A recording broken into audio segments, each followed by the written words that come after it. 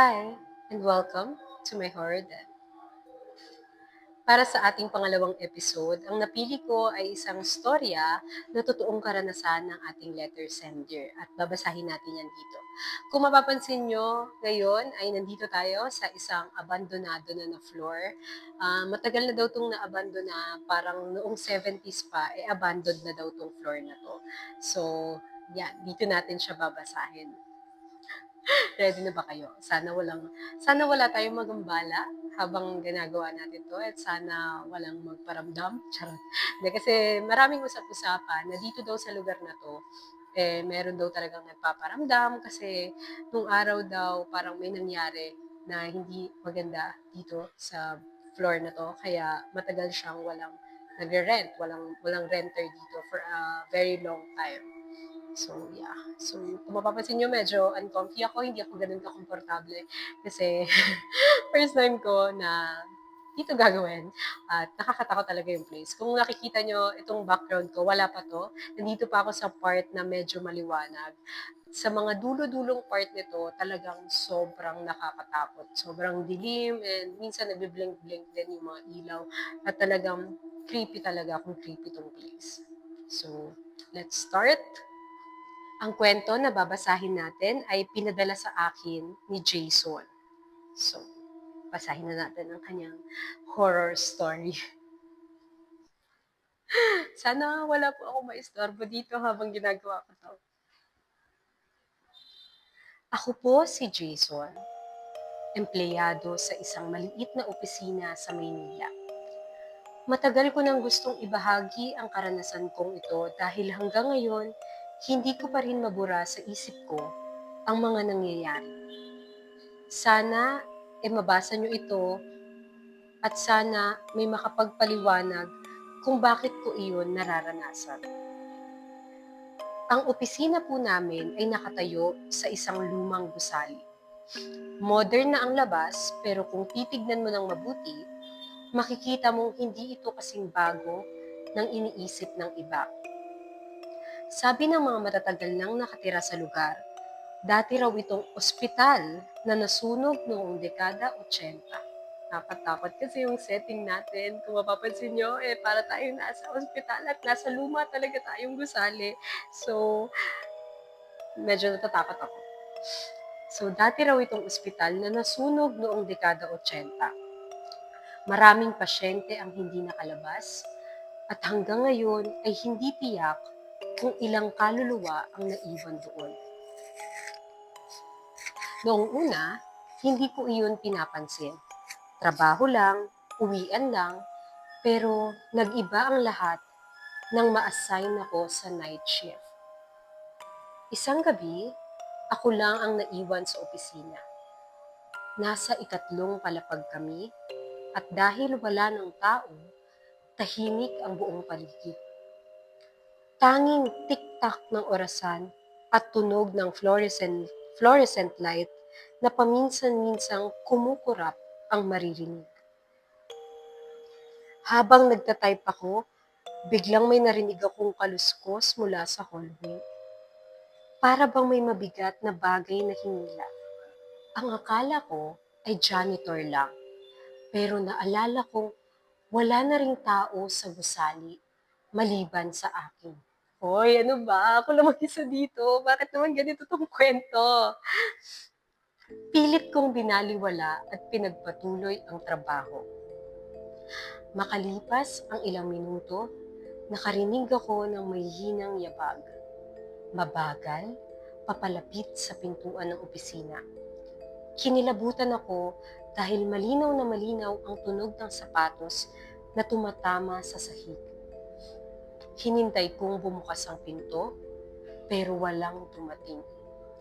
Nang tumayo ako para silipin, biglang bumukas ng kusa ang ilaw sa hallway. Isang mahabang pasilyo ang bumungad, pero wala ni isang tao. Pagbalik ko sa mesa, saka ko lang napansin na malamig na ang paligid kahit patay pa ang aircon. Napatingin ako sa salamin sa tabi at muntik na akong mapasigaw. Sa likod ng refleksyon ko ay may nakatayong nurse. Nakaputi, pero sunog ang kalahati ng muka. Nakatingin siya diretso sa akin.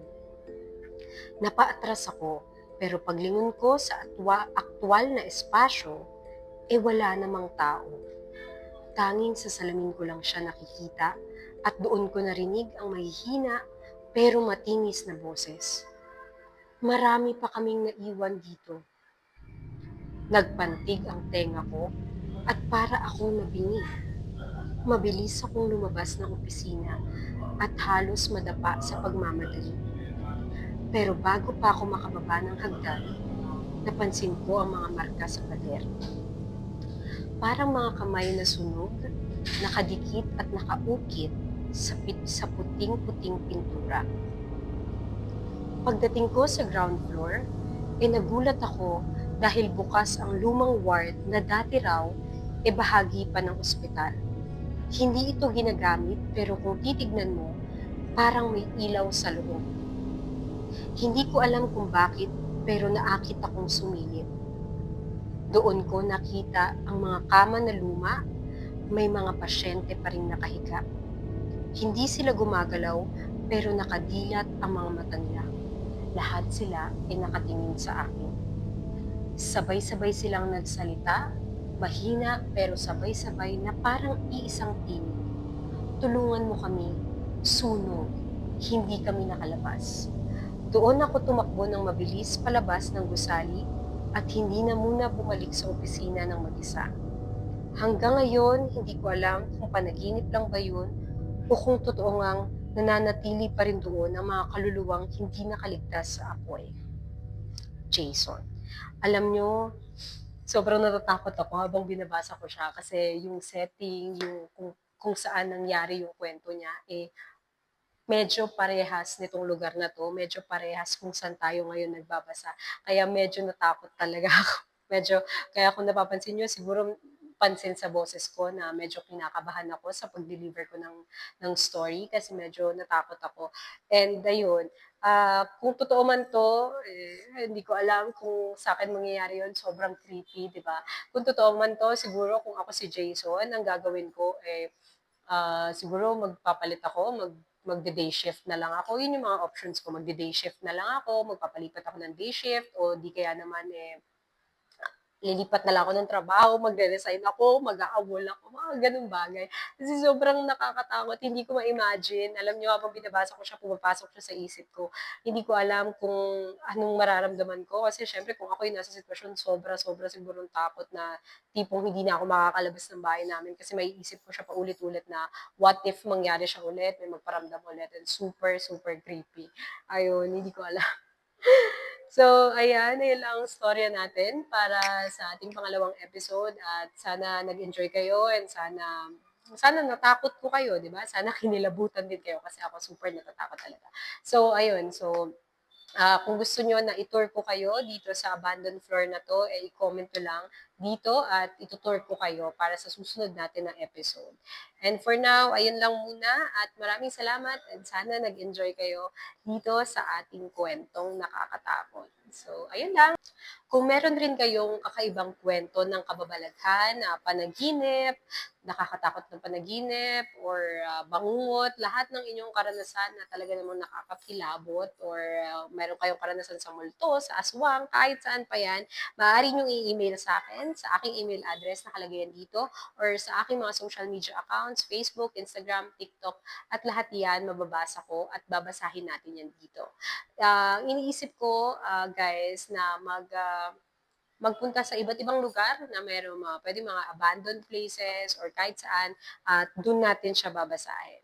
Pero tinitignan ko pa kung kinaya ko naman dito sa abandoned floor na to, siguro kakayanin ko sa susunod pa kung saan man tayo dalhin ng ating mga kwentong katatakutan. So ayun lang, maraming salamat at sana nag-enjoy kayo. Bye-bye!